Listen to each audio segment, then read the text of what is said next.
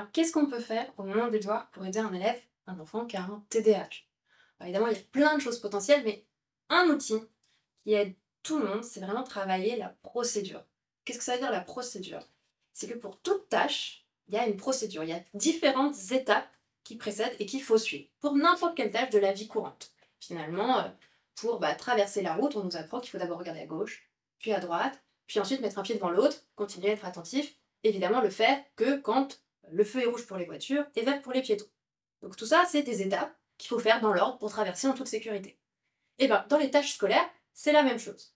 Donc évidemment, ça va être pour chaque consigne qui est donnée dans un exercice, c'est d'essayer d'identifier toutes les étapes finalement qui sont implicites mais qu'il faut faire et pour permettre à l'élève de les réaliser. Et ensuite, éventuellement, de créer avec votre enfant, au moment des devoirs, une petite fiche méthode finalement qui va récapituler pour lui toutes les étapes, qu'il pourra cocher à chaque fois jusqu'à ce qu'il l'automatise. Par exemple, ça va dépendre évidemment de là où il en est dans les difficultés rencontrées, mais une étape de la procédure, c'est lire la consigne du début à la fin de la phrase.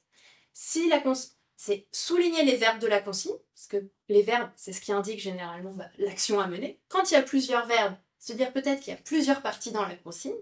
Donc, on souligne les verbes, on est sûr d'avoir compris ce qu'il faut faire avec le verbe.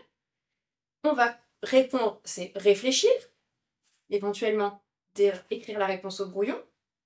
Ensuite, rédiger la réponse, se relire, etc., etc. Donc là, c'est expliciter finalement toutes les petites étapes pour permettre à l'enfant. Et les enfants qui ont un TDAH, souvent c'est des enfants qui ont des difficultés au niveau des fonctions exécutives, qui sont des fonctions transverses, et notamment des fonctions, la fonction de planification, donc c'est les fonctions d'organisation, et comment on organise sa réponse, comment on se met à la tâche, comment on reste concentré le temps. Et donc voilà, d'avoir ces petites fiches qui peuvent être ludiques, co-construites avec l'enfant, où il coche finalement toutes les étapes. Est-ce qu'il a bien trouvé les consignes?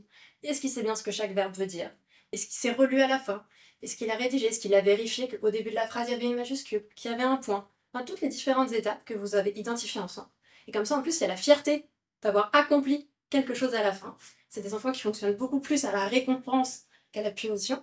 Donc justement, ils sont dans l'action de eux-mêmes, ils agissent à chaque fois et ils accomplissent quelque chose en faisant.